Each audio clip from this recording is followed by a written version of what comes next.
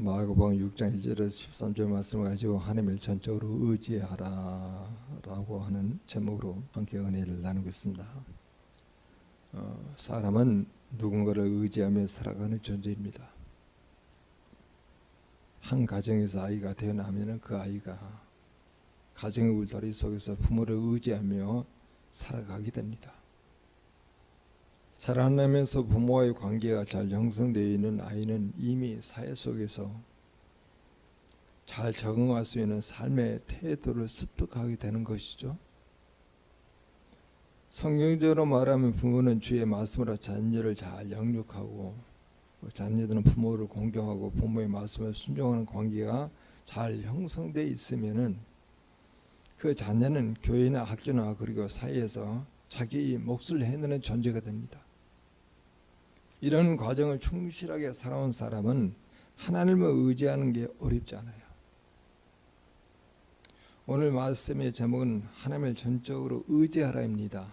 이걸 다른 각도에서 이렇게 표현할 수도 있겠죠. 하나님을 전적으로 신뢰하라.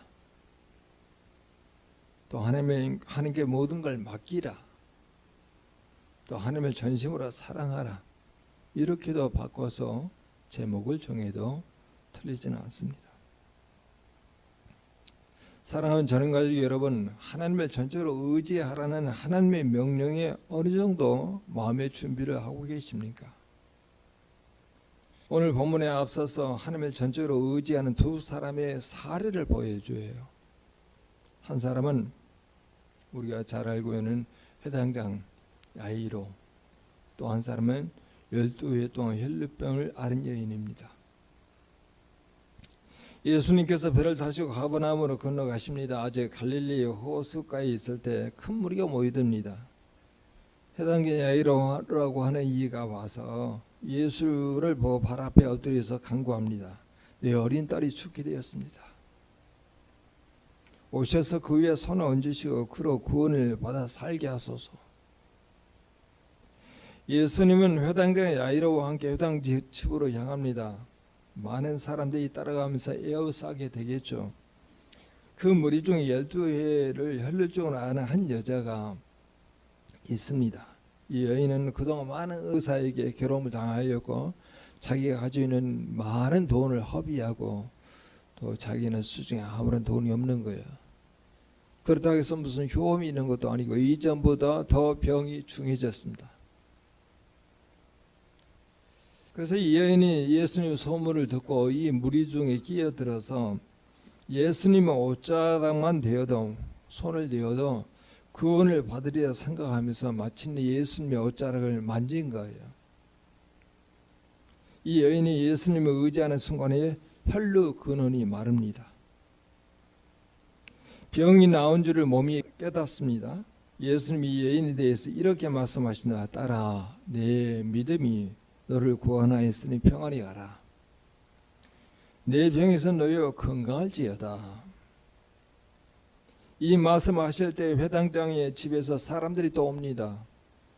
그들이 회당장에 말하죠. 당신의 딸이 죽었습니다. 어째 선생을 더욱 괴롭게 하십니까? 그때 예수님께서 그 말을 들으시고 회당장에 말하죠. 두려워하지 말고 믿기 마라.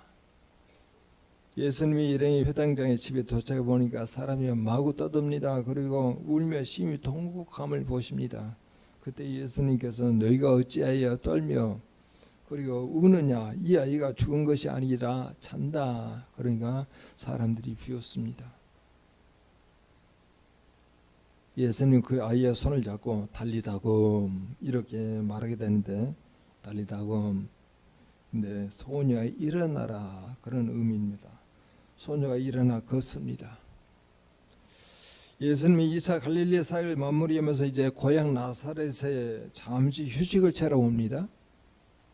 기회가 되면 고향 사람들에게 복음을 증거하리라고 하는 그런 마음을 가지고 고향 나사렛으로 온 것이죠. 안식일이 되어서 회당에서 가르치십니다. 많은 사람이 듣고 놀랍니다. 도대체 이 사람이 이걸 어디에서 얻었느냐?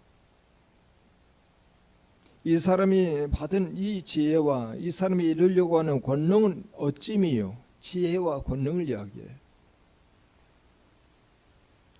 예수님의 고향 사람들은 주님의 능력과 가르침에 대한 소문을 이미 들었죠.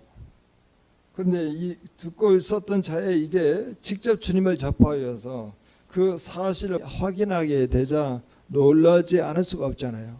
그런데 나사렛 사람들은 예수님의 지혜와 권능을 인정하지만 예수님을 메시아로 받아들이지 않아요. 인정하는 것과 영접하는 것은 별개의 것입니다. 범서에 보면 심지어 귀신들조차도 그리스도를 향하여서 하나님의 아들이라고 외치면서 무릎을 꿇습니다. 하지만 그렇다고 귀신들이 진정 그리스도를 하나님의 아들로 모신 건 아니잖아요. 우리는 믿노라 하면서 단지 하나님과 그리스도를 인정하고 감탄한 정도에 머물러서는 아니 됩니다. 그것은 주님을 십자가에 못 박았던 유대인들의 태도에 지나지 않아요. 그들이 그렇게 예수 그리스도의 권능과 지혜를 다 경험했으면서도 불구하고 예수님이 십자가를 지고 가는 그 순간에 십자가에 못 박으라, 십자가에 못 박으라 그렇게 말하잖아요. 그런데 여러분 3절에 같이 한번 읽어보죠. 이 사람이 마리아의 아들 목수가 아니냐, 야고보와 요셉과 유다와 시몬의 형제가 아니냐, 그 너희들이 우리와 함께 여기 있지 아니하냐 하고 예수를 배척합니다. 나사렛 사람들은 주님의 이 육적 배경에 대해서는 너무나 잘 알고 있잖아요. 주님이 이전에 가졌던 직업도 알고 있잖아요. 그리고 마리아 아들이라는 거 알고 있잖아요. 그리고 야고보, 요셉, 유다, 시몬, 예수님의 동생의 이름까지도 알고 있어요. 그리고 예수님의 여동생들 2명 이상 우리와 함께 있지 아니하느냐 또 그렇게까지 알고 있어요. 그래서 예수님의 집안에 대해서 너무나 소상히 알고 있어요. 이 세상에는 무수한 정보와 그리고 지식으로 넘쳐나고 있습니다. 지금 인공지능이라고 하는 게 얼마나 이 세상에 빠르게 지금 딥러닝이 이루어져서 많이 학습을 해가지고 우리에게 정확한 정보 그리고 의사의 진단보다 더 확실한 병명을 진단하고 어떻게 치료하는 수준까지 지금 가고 있잖아요. 그래서 AI의 진단이 85%까지 확정적으로 진단 내용이 맞는다는 거예요. 그런데 문제는 이 세상에 있는 모든 정보와 지식들이 우리를 진정한 진리의 세계로 인도해 주지는 않는다는 거예요. 진정한 진리는 이 땅의 지식으로 얻을 수 없습니다. 진정한 진리는 하늘로부터 오는 신령한 지혜로만 얻을 수 있는 거예요. 그래서 성경은 우리에게 말하고 있는 것이죠. 우리가 알거니와 사람의 지혜로 가르친 말로 아니하고 오직 성령으로 가르친 것으로 하니 영적인 일은 영적인 것으로 분별하느니라. 세상의 지식으로 하나님의 나라를 말할 수 없어요. 세상의 지식으로서 하나님의 나라를 얻을 수가 없어요. 하나님의 나라라고 하는 실체를 이 세상의 정보로서 말할 수 없어요. 그게 보이지 않는 하나님의 나라이거든요. 근데 실제는 있어요. 세상은 이같이 보이는 현상을 나름대로 설명할 수는 있어요. 그러나 보이지 않는 하나님의 나라를 세상의 정보를 가지고 세상의 지식을 가지고 하나님의 나라를 경험할 수가 없잖아요. 나사렛 사람들이 그리스도에 대해서 알고 있었던 그 모든 지식들은 그 자체가 틀린 건 아닙니다. 그러나 그러한 지식은 구원에 아무런 도움이 되지 않아요. 신령한 지혜와 오직 성령을 통해서 주신 유일무이한 하나님의 계신 성경 말씀을 더욱 귀히 여기고 사모해야 합니다. 성경 말씀이 신령한 지식입니다. 그리고 신령한 지혜예요. 그래서 우리 전은교회에서 계속 말씀하고 있죠. 매일매일마다 말씀 속으로 들어가서 하나님을 만나고 그 하나님께서 우리에게 개인적으로 들려주는 그 메시지를 잘 발견하시라고. 그런 메시지대로 살게 되면은 반드시 하나님께서 우리와 함께 하시고 우리를 통해서 일하시는 하나님의 일을 우리가 확인할 수 있다는 거예요. 그래서 에베소서 1장 17절에 이런 말씀이 있습니다. 우리 주 예수 그리스도의 하나님 영광의 아버지께서 지혜와 계시의 영을 너희에게 주사 하나님을 알게 하시고 지혜와 계시의 영을 주셔서 하나님을 알게 하세요. 공과 정의를 행하여 형통하게 하고 또 가난한 자와 궁핍한 자를 변호하여서 형통함. 그것은 여호와를 알미 안 있느냐. 여호와를 안다는 거. 지혜와 계시의 영이 임해야. 여러분, 지혜와 계시의 영이 오늘 성경 말씀 아닙니까? 모든 성경이 하나님의 감동으로 기록됐잖아요. 그래서 하나님의 성령의 조명을 통해서 주의 말씀을 깨닫게 하신다는 거예요. 성령의 주된 역할은 바로 뭡니까? 말씀을 깨닫게 하는 거예요. 말씀을 기억나게 하는 거예요. 그 진리의 영이기 때문에 진리로 우리를 인도하시는 분이 성령님이세요. 그래서 우리가 성경 말씀 묵상하게 될 때 철저히 하나님께 의지하면서 성령님의 조명을 요구하셔야 해요. 성령님, 제발 좀 밝히 이 말씀에 대한 깨달음을 갖게 하여 주옵소서. 성령의 주된 역할은 바로 그거거든요.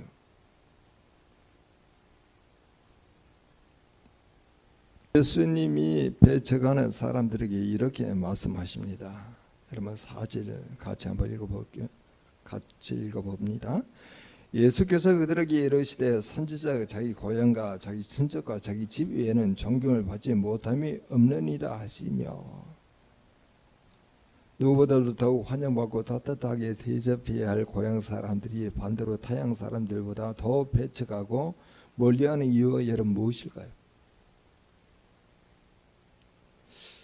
예수님께서 그렇게 엄청난 그런 권능과 그렇게 지혜로 복음을 선포하고 귀신을 쫓아내고 병자들을 치유하게 되었을 때 우리 동네에 이같이 메시아가 등장했다 해가지고 환영해야 하는데 전혀 그렇지 않은 거예요. 그래서 오직 하면 우리 주님께서 그때 헬라 당시에 또 유대 사이에 통일되는 그런 속담을 그대로 가져온 거예요. 그걸 인용한 거예요.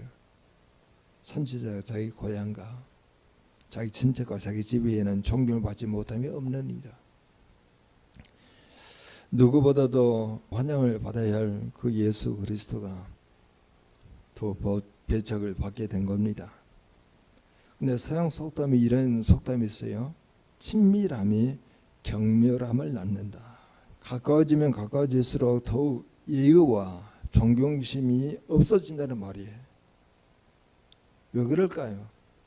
그것은 사람들이 흔히 가깝게 지내면은 그 사람을 잘 안다고 스스로 생각하고 자신이 이미 한정해 놓은 그 고정관념 속에서만 그를 바라보기 때문에 그렇습니다. 나사렛 사람들도 자기들이 누구보다도 예수에 대해서 잘 알고 있다고 자부하고 있었으므로 그들은 자기들의 섣부른 고정관념에 사로잡혀서 하나님의 아들인 예수 그리스도의 진면목을 전혀 볼 수가 없었어요. 그래서 우리 주님께서 5절의 말씀을 가져옵니다. 여러분 5절 같이 한번 읽어보죠. 거기서는 아무런 권능도 행할 수 없어 다만 소수의 병자에게 안수하여 고치실 뿐이라. 예수님은 나사렛 사람들의 불신앙적인 그런 태도를 보시고 능력을 행하지 않기로 결심한 거예요. 이 똑같은 내용을 마태복음 13장 58절에 이런 표현이 있습니다. 그들이 믿지 아니함으로 말미암아 거기서 많은 능력을 행하지 아니하니라. 믿지 아니함으로 거기서 많은 능력을 행하지 아니하니라. 우리가 아는 대로 주님은 성자 하나님으로서 전지전능하신 분이십니다. 그분이 바로 사람의 육체를 입으시고 이 땅에 오셨지만 그분의 능력은 여전히 무한하며 상황이나 시간이나 장소에 구애받지 않으십니다. 하나님이 능력을 행치 않으시는 것은 하나님께 능력이 없어서가 아니잖아요. 그분의 능력이 어떤 시간과 장소에 따라서 제한받기 때문에 능력을 행하지 않는 게 아니잖아요. 바로 그 은혜를 받은 사람들의 마음에 준비가 되어 있지 않기 때문에 권능을 행하지 않는 거예요. 마음에 준비되어 있지 않기 때문에 지혜의 말씀을 선포하지 않아요. 하나님 나라의 복음에 대한 비밀을요 그들에게 알기 쉽게 그렇게 선포하려고 그러는데 그들의 마음에 준비가 안 되어 있잖아요. 그를 메시아로 영접할 마음에 준비가 되어 있잖아요. 우리가 잘 알고 있는 나사렛 예수 목수의 아들이다. 어머니는 마리아다. 우리가 그 형제들 그 너희들 잘 알고 있지 않느냐.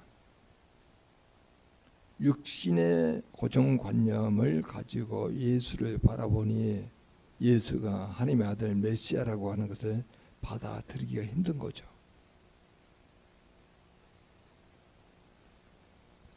우리는 하나님께서 우리에게 은혜를 베풀지 않는다고 불평해서는 안 됩니다. 하나님께서 응답하지 않는다고 불평해서는 안 됩니다. 하나님께서 우리에게 은혜를 베풀지 않는 것은 우리 자신에게 문제가 있기 때문이죠. 우리가 먼저 우리 자신이 하나님의 은혜를 받을 수 있도록 마음의 준비를 하고 있어야 하는데 그렇지 않는다는 거예요. 우리 자신을 살펴서 스스로 성결케 하고 하나님의 은혜를 간절히 사모하는 마음을 여러분 가져야 합니다.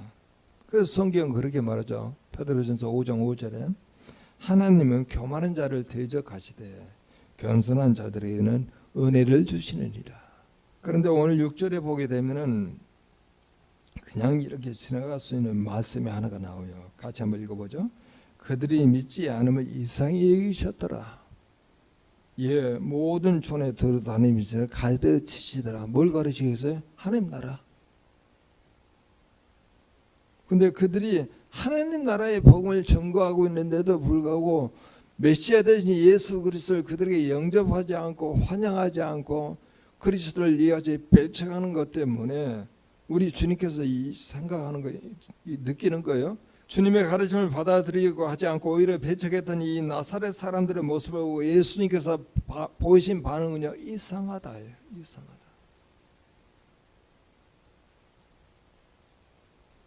우리는 이 주님의 반응을 통해서 오늘날 우리가 말씀을 증거할 때 어떤 태도를 지녀야 하는지를 배워야 합니다.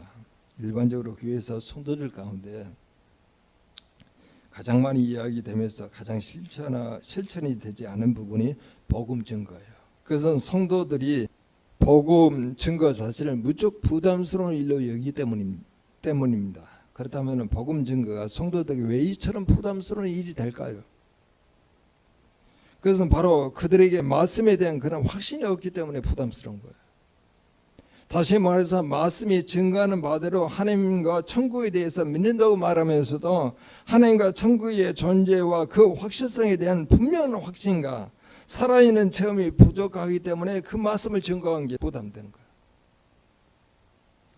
그래서 복음을 증거하려고 하면은 왠지 자신이 없고 복음에 증거하더라도 이 사람들이 조롱하고 배척하면서 먼저 얼굴부터 달아오기 시작합니다.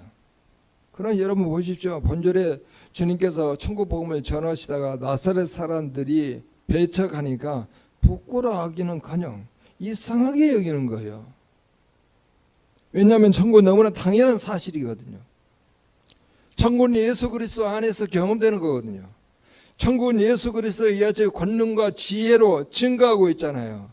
하나님의 나라를 드러내고 있잖아요. 나는 확실히 체험된 것을 드러내고 있는데 이 사람들이 그 체험된 하나님의 나라와 그 복음을 지금 경험하고 있으면서도 예수를 배척하고 있으니까 예수 그리스도의 입장에서는 이상한 거예요. 주님은 이렇게 말씀하십니다. 누구든지 나와 내 말을 부끄러워하면 인자도 자기와 아버지와 거룩한 전사들의 영광으로 올 때 그 사람을 부끄러워하리라. 로마서 1장 16절은 내가 복음을 부끄러워하지 아니하느니 이 복음 모든 자에게 구원을 주시는 하나님의 능력이 됨이라. 먼저는 유대인에게요 그리고 헬라인에게로다. 7절부터는 갈릴리 3차 갈릴리 사이 이제 시작이 되는 거예요. 12제자를 불러요. 그리고 12제자를요 파송을 해요. 두씩 파송을 해요. 보내게 될 때 어떤 목적을 가지고 보내게 됩니까? 복음, 하나님의 나라. 그래서 보내게 될 때 다른 건 준비하지 않고 귀신을 제어할 수 있는 권능을 주세요. 너희가 내 이름으로 귀신을 쫓아내면 하나님 나라가 너희에게 임하였느니라. 그렇게 말하잖아요.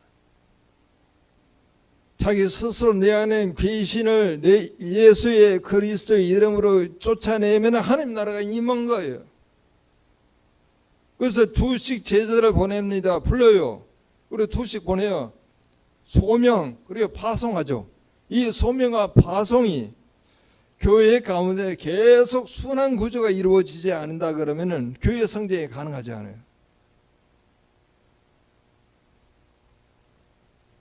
우리는 모이는 교회, 흩어지는 교회 그 역할을 감당하잖아요. 모이게 될 때 하나님을 예배하고 하나님의 말씀을 듣고 은혜를 충만히 경험하게 돼요. 다시 흩어지게 될 때는 파송받아서 우리의 삶의 자리, 가정과 직장과 사업과 사역의 모든 범주에서 복음과 하나님의 나라를 증거하는 거예요. 예수 그리스도를 믿으면은 네 이름을 귀신을 쫓아내고 새 방언을 말하고 뱀을 집으며 무슨 독을 마실 줄 헤엄이 없고 손을 얹은 남이 있으리라.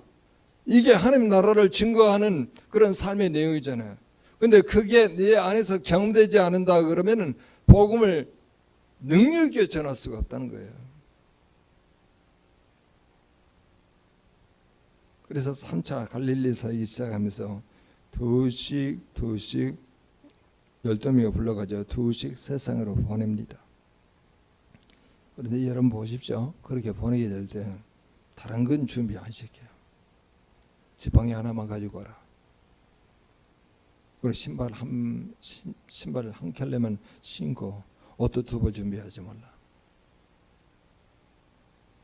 그리고 양식 준비하지 말라. 배낭 준비하지 말라. 돈 주머니 전대 준비하지 말라. 무슨 걷기 훈련하기 위해서 이렇게 말씀하시는 걸까요? 전도와 혹은 선교가 오로지 하나님의 능력만 의지하여서 하라는 거예요. 하나님만 전적으로 의지하고 하라는 거예요. 내가 가지고 있는 어떤 은사, 내가 가지고 있는 달란트, 그걸 사용해서 전도하는 게 아니고 오로지 하나님만 전적으로 의지하고, 더 구체적으로 이야기하면 하나님께서 주신 권능, 하나님의 능력, 주님을 전적으로 의지하게 되면 하나님이 주신 능력이 우리 가운데 임하거든요. 그건 내 능력이 아니에요. 하나님이 주신 능력이에요.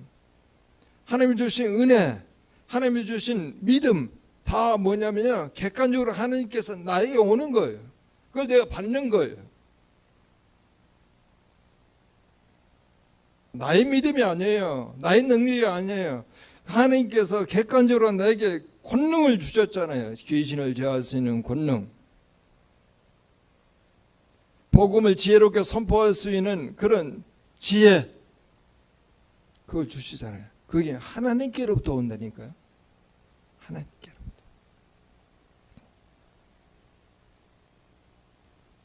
그러면 우리에게도 이걸 그대로 한번 정해 보자는 거예요. 우리가 일상을 살아가면서 하나님을 전적으로 의지할 수 있는지를 지금 물어보고 있는 거예요. 전적으로 하나님을 의지하고 있는 것인가? 아니, 세상에 말로 이야기하기 뭐 이것도 있어야 하고 저것도 있어야 하고 이렇게 말하는 게 많이 있잖아요. 근데 하나님께서 그 여러 가지 필요한 내용에 대해서 이런 방법 말하지 않아요. 예수님께서 그냥 불러서 세상에 보내게 될 때 가장 미니멀한 그런 필요만 주고 오로지 하나님의 능력만 믿으라. 전적으로 하나님을 의지하라. 그래서 오늘 본문에 이렇게 말합니다. 10절 같이 한번 읽어봐요. 같이 읽겠습니다. 또 이르시되 어디에서든지 누구의 집에 들어가거든 그곳을 떠나기까지 거기 유하라. 이렇게 말해요. 뭐 받아들이는 집이 있고 받아들이지 않은 집이 있잖아요. 근데 하나님께서 여호와 이레처럼요, 어느 집은 그 떠날 때까지 유할 수 있는 그런 상을 다 주님께서 만드신다는 거. 그럼 양식을 제공해 주겠죠. 숙식을 제공해 주겠죠. 필요한 물품을 제공해 주겠죠. 그거 하나님께서 준비해 놓으시니까 하나님을 의지하라는 거예요.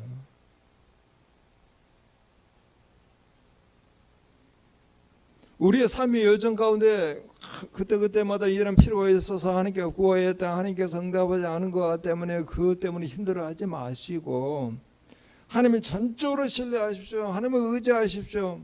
하나님께 모든 걸 맡겨드립시오. 하나님을 진심으로 사랑하는 그런 마음으로 우리의 일상을 살아가게 되면 우리의 일터에서 복음을 일상으로 살아가라. 그러면 하나님께서 모든 필요를 하나님의 방법으로 채워주신다는 거예요. 그게 하나님의 지혜잖아요. 그게 하나님의 능력이잖아요. 하나님의 공급하시잖아요. 제자들도 지금 이걸 훈련시키는 것처럼 우리도 전적으로 하나님을 의지하고 하나님을 사랑하고 하나님께 모든 걸 맡겨드리면서 그렇게 살아가게 될 때 우리를 맞아들이는 그 집에서 우리 양식, 우리의 먹을 거, 우리의 마실 거 다 제공하신다는 거예요. 그런데 어느 집에 가보니까 영접하지도 않고 우리의 말을 듣지 않으려고 하게 되면 뭐라고 해야 합니까? 내 발에 있는 먼지를 털어버리러 그들로 증거로 삼으라 이렇게 말씀하잖아요. 잠시 어려우면 찾아올 수 있어요. 그런데 또 준비한 또 다른 집이 있다는 거예요. 그러면서 제자들이 나가서 뭘 선포합니까? 회개하라, 회개하라. 근데 이게 말이 하나가 잘렸죠. 예수님이 오셔서 하시는 말씀, 세례 요한이 하셔서 하시는 말씀 뭡니까? 회개하라, 천국에 가까웠느니라. 회개는 뭐라고요? 하나님께 마음을 돌이키는 거예요. 하나님께 마음을 돌이키는 거예요. 오늘 우리식으로 얘기하면 하나님을 느끼는 거예요. 나의 삶의 상황들이 여러 가지 어렵게 힘들게 전개되고 있다 하더라도, 내 몸에 여러 가지 질병이 있다 하더라도, 이 현실적인 상황과 문제들이 많이 발생한다 하더라도 그것이 우리의 삶의 본질이 아니고, 그런 상황 속에서도 하나님께 마음을 돌이키라. 그러면 하나님 나라가 가까웠다는 거예요. 귀신을 쫓아내고 병자를 치유해. 이게 여러분 하나님 나라의 증거예요. 하나님 나라의 증거. 오늘 주님은 이렇게 말씀하십니다. 우리가 일상을 살아가면서 하나님을 전적으로 의지하면은 하나님 나라가 임하게 돼 있어요. 당장의 현실이 달라지지 않아도 하나님을 의지하는 겁니다. 그럼 하나님 나라가 임하는 거예요. 임하게 되면은 오직 하나님의 나라를 드러내기를 잘 준비해야 합니다. 내가 경험된 하나님 나라를 어떻게 하면은 내가 만나는 사람들에게 하나님의 나라를 잘 전달할 수 있을까? 지혜스럽게 잘 하나님 나라 복음을 선포할 수 있을까? 준비해야 해요. 준비해야 해요. 그러면은 내가 만나는 사람들을 그렇게 지혜롭게 선포하고 내가 만나는 사람들을 권능으로 여러분 치유해서요, 그들도 하나님 나라의 백성이 되었음을 확인시켜 주는 거예요. 여러분 그게 복음을 증거하는 거 아닙니까? 하나님 나라를 증거하는 겁니까? 말로만 복음을 증거하는 게 아니고 하나님께서 권능을 주셨잖아요. 그래서 귀신을 쫓아내고 병들을 치유하는 거예요.